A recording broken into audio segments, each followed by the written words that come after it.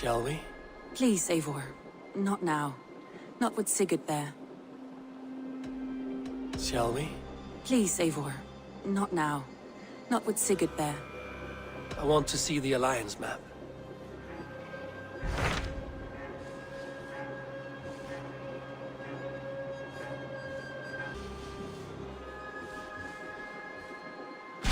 What of Essex?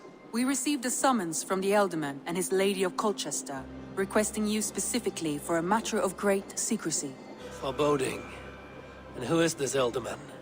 One of King Alfred's lackeys? According to my scouts, he is a man who cares more for his own indulgences than the safety of his people. Approach with care.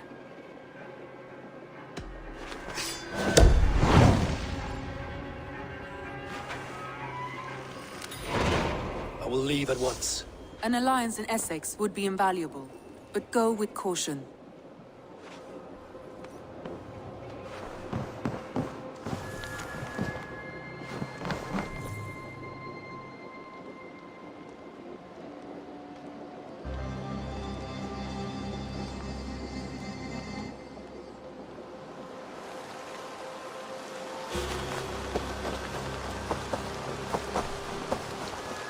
Eivor!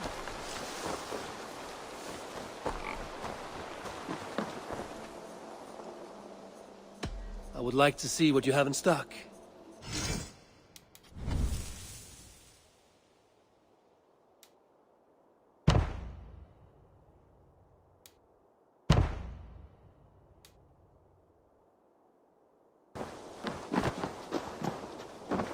I'm grateful to see Basim returned.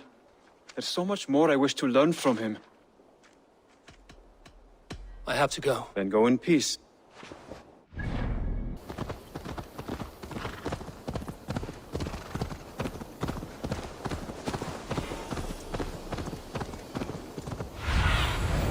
What do you see, Sunan?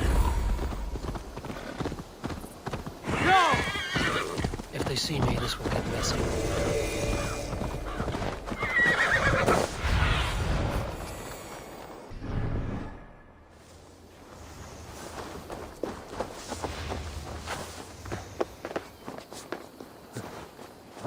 Why is my cup empty? Perhaps because you have drunk the barrel dry? That beer stand. His household is as poorly run as his lands. Estrid is a good wife. Far better than he deserves. You would say that, Adrian. Your wife acts like a sow in a skirt. My sweater run is a worthy woman, you coxcomb. But she's an excellent cook. With a fine nose for truffles. If Birston does not return soon, wine will not be the only thing spilled upon his floors. Now, gentlemen, everyone is fractious with this waiting. Let us be civil at least.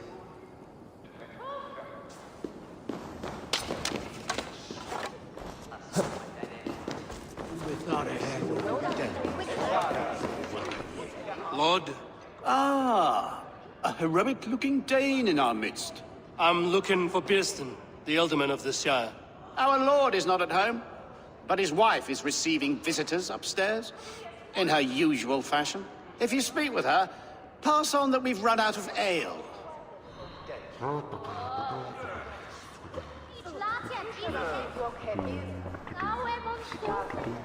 It seems Ealdorman Birstan has made this ruin his longhouse.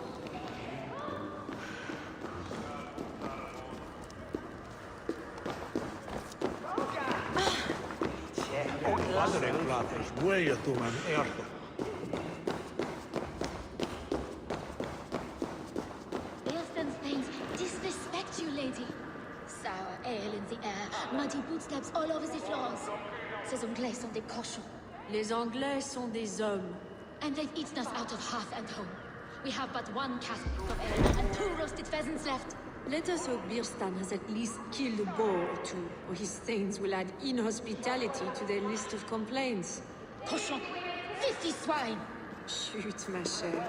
There is no use fretting.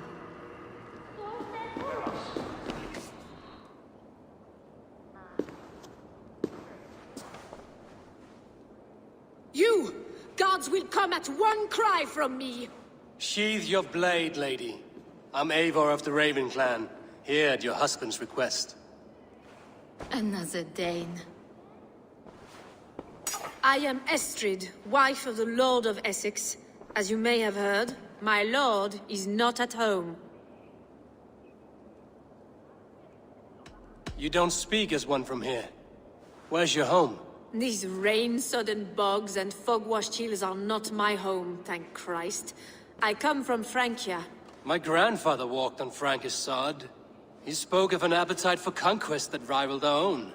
Sadly, my conquests are reduced to pettish thanes and graceless men, all Frankish fire extinguished. I'm wary of rounding up Saxons. Is your husband stolen, drunk, or wayward? He'll be stalking the woodlands today, hunting game and ignoring the vital affairs of Essex. One such affair is why we called for you. If I can find him, I'll remind him of his duties. Ah, such would be a miracle. His favorite haunt is southwest of here. The lavender fields there attract the prey, God help him. With luck, he hasn't been eaten, but I'll return either way.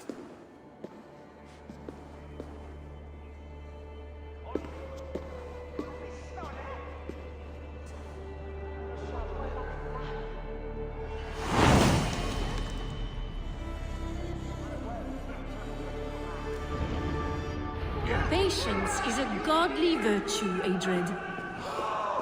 Even the saints would tire of waiting for Beerstan to hang up his bow. Dear Estrid, we must discuss the affairs of this land, with or without him.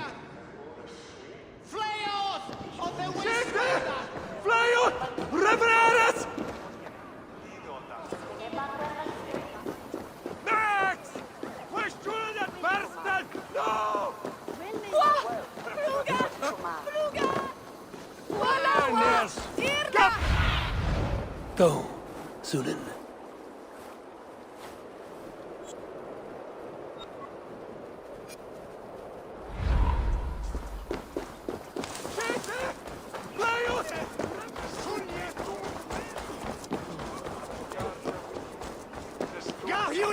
For Europe!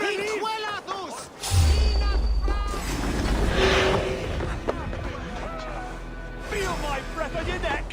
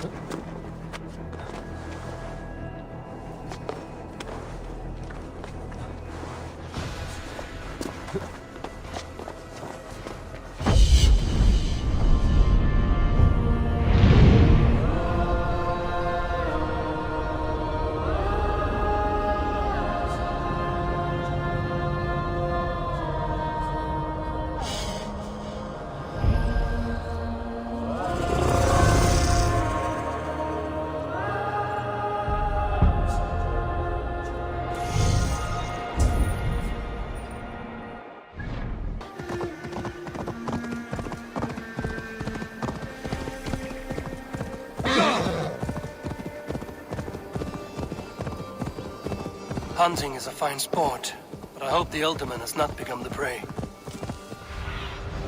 Aid me. Be my eyes. Yeah! No good comes from a camp this bloody. They were caught off guard as they supped.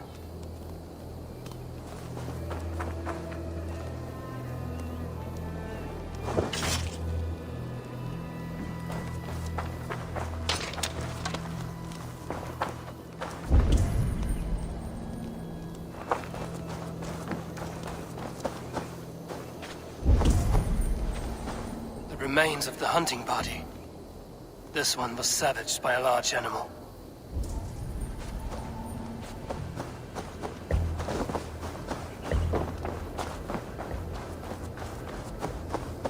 They were attacked by a beast. Something strong enough to kill a horse.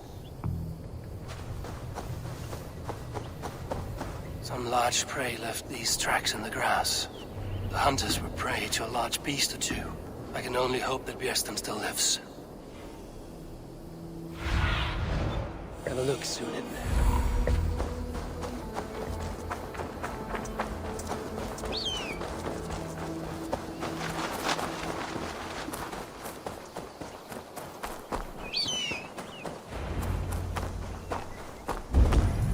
Kirsten? Ready your weapon, or accept your fate as a feast for bears. Ha! Your weapon strikes true. We'll fight to the death, worthy one.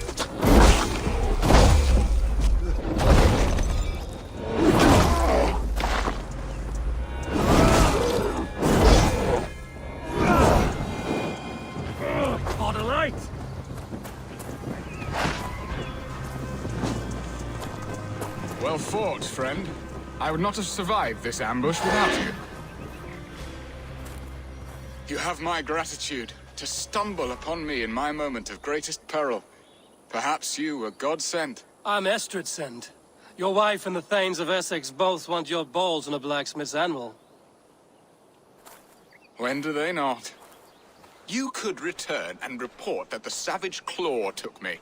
Poor Beerstan, his exit pursued by a bear. And make the beast Lord of Essex in your stead. No doubt my Estrid would prefer his velvet paws to my calloused hands. So, who are you? A sellsword? I am Eivor of the Raven clan. You hinted at an alliance for the loan of my unique talents. Blood, yes. Let us return to Colchester at once, and we'll speak more of the delicate matter on my mind. I'm glad you answered my summons. I did not expect such a skilled fighter. It's good I came when I did. You lost many men on this hunt. Good men, all. They will have the proper rights, and their families will be cared for. Your people sacrificed much for your sport. They did. There is no balm for my tortured heart. Why did you ask me here? Do you believe in true love, Eivor? I have loved. But have you truly? Has a longing burned in your breast, a sweet, lingering pain, paralyzing you with its sting? There's pain enough in battle. I do not seek it out in love. I long for it. The thrill of a fight softly won. My wife Estrid lacks fire. She is a fish out of water, cold and dead. She showed great passion when I met her, keeping our Thanes in check. Oh, they love her, it is true. Some with too much devotion. And I have not been a good and attentive husband. I have always been a plucked goose in matters of love. And a piss-poor ruler to boot. Strong must be the hand that steers the ship, Eston. My hand would rather tug the catgut of a well-crafted bow. My eyes narrowing at the sight of prey. Aye, the crown sits heavy on the head. Then let us run wild and free in the woods as the wolves do. Live on our wits, prowl and stalk and feast. You have a romantic way about you, Biston. Do not fret. My guards will not worry you when we are together. You mismark me if you think I'm capable of worry. Have you built your city in the ruins of another? No, these builders are lost to the annals of time. Far advanced of the Saxon hovels of Wattle and Daub. I have ambition to build a great palace myself, with mosaics and balmy courtyards. What stops you? That which stops all but the most creative minds. Coin, imagination, talent. And your people? Is Essex happy? That is a question I never really pondered. I suppose they are. I hope they are. Alfred believes I rule like a chickless hen, flapping and squawking over nothing but the farmer's dinner. He interferes? No, he disapproves. Is that not infinitely worse? But look, we are nearing my hall. I must face the wolves at my door before we discuss your favor to Essex, Eivor. Ready to help me fend off the spears of their displeasure? Let them speak their woes. I'll advise you if I can. Who is this owl, Beerston, that twitters in your ear? An advisor, nothing more. Here to help Essex navigate her brewing storms. Now, my dear brethren, Adrid, perhaps you will start us off. What troubles you? You're a disgrace, Beerstan. Couldn't get a sow pissed in an alehouse. Alfred's men are crawling all over Essex. King Alfred, yes. Though it is within his right, the constant presence of his men is certainly an issue.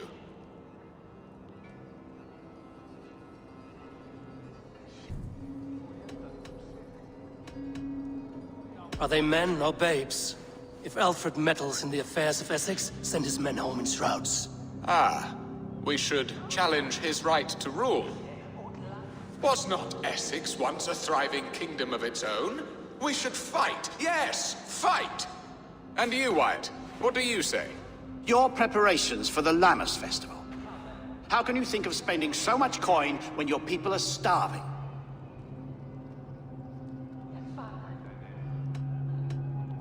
Often should one make an early meal, nor fasting come to the feast. The feast, yes. The festival! This is not for full bellies, but to bless the loaf. Does that not bring us all good fortune? And Aldrich, do you yap like a she-hound as Adred does? You know my thoughts, Bearston. The feared. How can we give men to Alfred for his wars when our harvest suffers day by day?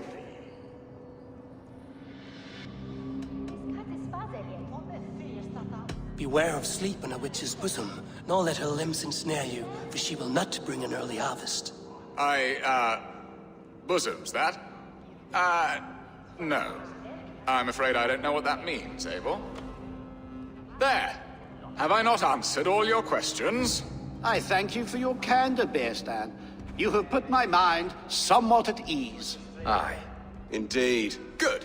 With that, we are concluded, my lords. Now, if you'll pardon me, I have much to discuss with my wife.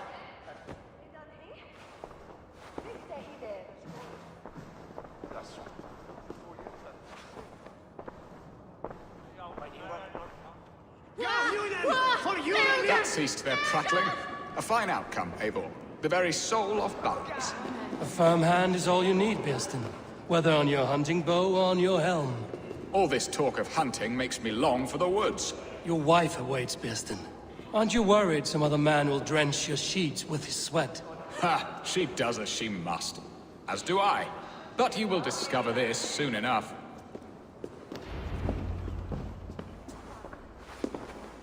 You have done the impossible, Dane. Returned my errant gander to his coop. My pettish love. Such a stormy countenance clouds the sun of my return. Your thanes drank the ale the abbot gifted us. All of it. Now that is a tragedy my heart will not easily overcome. If he looked at me with the same affection he shows for hunting deer, our marriage might have survived. Essex seems at odds with itself. Have you called me here to fix the many problems I've already seen today? No, no, I would not inflict the infighting of my thanes upon you, Eivor. Our matters are more delicate. And of a more personal bent, requiring a finesse and discretion that these Saxons often lack. So, what do you need of me? Our affairs are more of heart than of state, Eivor. What little passion there was between us faded into bickering long ago. We would have our freedom, Eivor. I from my wife, and my wife from Essex. I'm too sharp a weapon for so soft a task. Why not part and be done with it?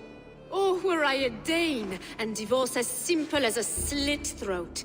But it's not so easy as that.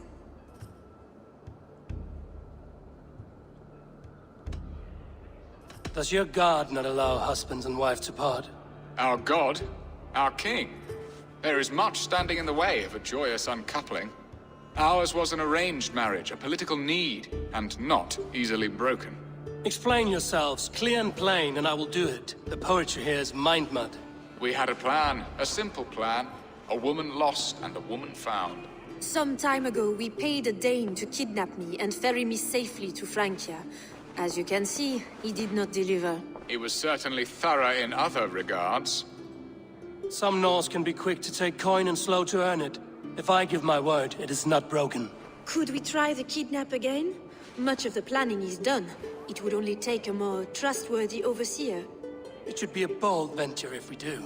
Loud and brash and seen by all. During our Lammas festival, merry peasants and guards with wandering eyes. Your return to Francia would need a swift ship, with a captain ready to leave England.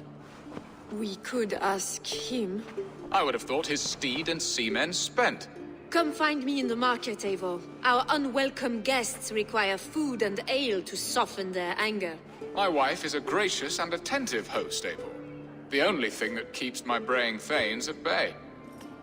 And the woman found? A darling Maybud, Alvida, my childhood sweetheart. I left her 20 years ago in Malden to marry my prickled pear. 20 years? Can an ember so cold be reignited? We can hope. You must fan the flame. Find her, bring her to my lakeside cottage, and light a bonfire there.